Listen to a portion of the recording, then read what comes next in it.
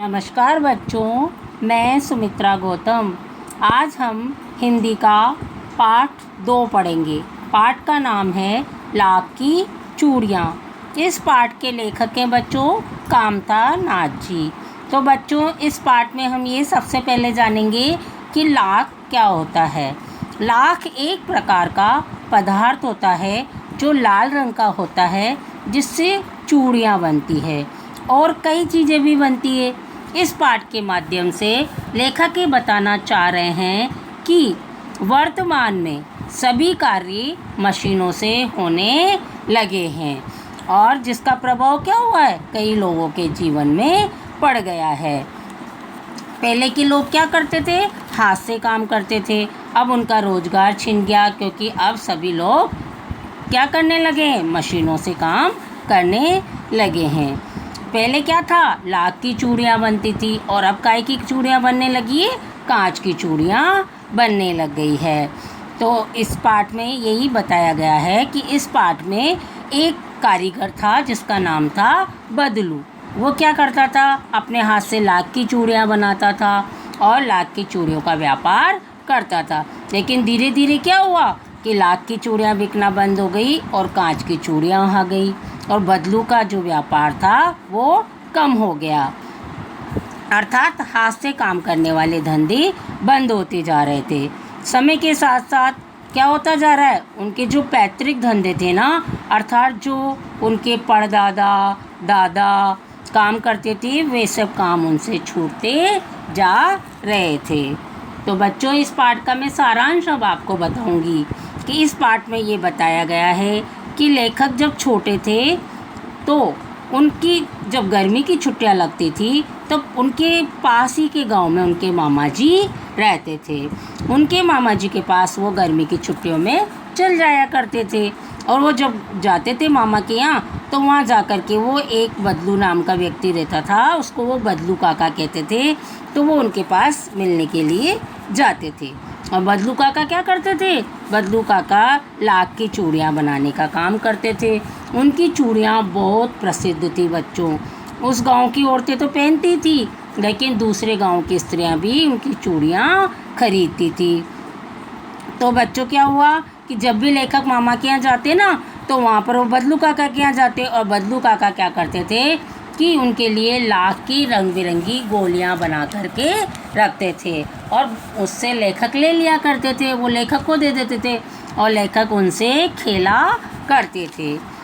गांव में बदलू अपनी चूड़ियों को पैसे दे करके नहीं बेचते थे, वो उसके बदले में अनाज लेते थे, जिसको वस्तु विनिमय कहा जाता है, अर्थात वस्तु के बदले वस्तु लेना। बदलू किसी से लड़ते झगड़ते नहीं थे, कभी कभी जिद्दी अवश्य हो जाया करते थे।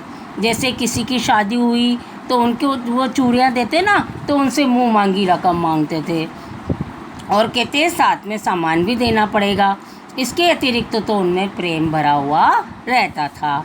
लेखक जब भी बदलू काका से मिलने जाते तो बदलू काका क्या करते, उनको मलाई भी देते, आम भी देते और बदलू को कांच की चूड़ियों से बहुत चिढ़ थी। बदलू काका क्या करते थे, लाख की चूड़ियाँ बनाते थे, तो उनको क्या था, कांच की चूड़ियों से बहुत चिढ़ थी। जब भी वो किसी स्त्री के हाथों में कांच की चूड़ियाँ देखते ना बच्चों, तो उनको क्या होता था, मन में ईर्ष्या हो जाती, जलन होती थी। अब बदलू को क्या था, शहरी जीवन बिल्कुल भी पसंद नहीं था। लेकिन जो लेखक थे ना, वो लेखक कहाँ रहते थे, वो तो शहर में रहते थे। तो वो बदलू काका से कहते कि हमारे शहर में तो काका सब कांच की चूड़ियाँ ही पहनते हैं, तो आप लाख की चूड़ियाँ क्यों बनाते हो। तो बदलू काका कहते हैं कि शहर की जो स्त्रियाँ होती है ना, वो क्या करती है, उनके हाथों की कलाई जो होती है वो बहुत कमज़ोर होती है, इसलिए वो क्या करती है, कांच की चूड़ियाँ पहनती है। लाख की चूड़ियाँ पहनेंगी तो क्या होगा, उनके हाथ में मोच आ जाएगी। अचानक बच्चों क्या हुआ कि लेखक के पिता का स्थानांतरण हो गया और लेखक इस कारण क्या हुआ, कई वर्षों तक 8-10 सालों तक उस गांव में नहीं आए।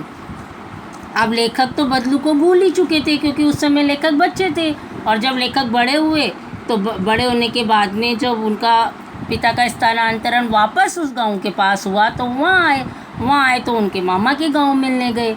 मामा के गांव में गए तो वो तो एकदम बदलू काका को भूल चुके थे। अब लेखक ने क्या देखा कि उनके जो मामा की लड़की थी ना, वो गिर गई, और गिरने से क्या हुआ, उसके हाथ में कांच की चूड़ियाँ थी, तो कांच की चूड़ियाँ उसकी कलाई में घुस गई और खून बहने लगा।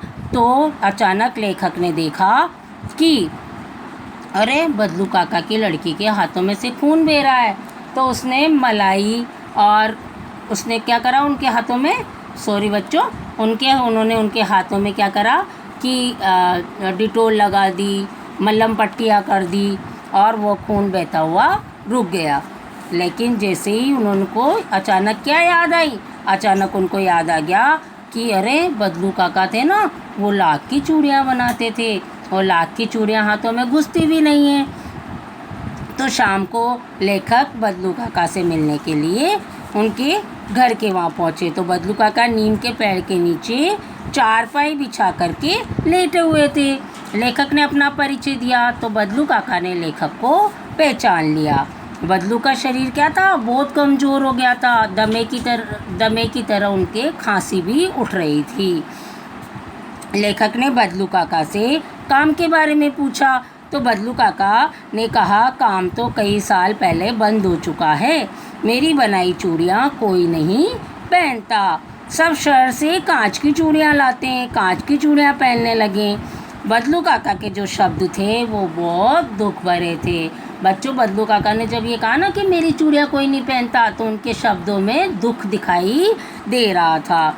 लेखक ने जब बदलू की बेटी के हाथों में लाख की चूड़ियाँ देखी तो बदलू बोला, ये आखिरी जोड़ा है जो मैंने चूड़ियों का बनाया था, ये मैंने जमींदार की बहन के लिए बनाया था। इस सुहाग की चूड़ियों के 10 आने दे रहा था, इसलिए मैंने नहीं दिया। और ये सुन कर के लेखक के मन में क्या हुआ, लेखक के मन में बदलू पर गर्व आया।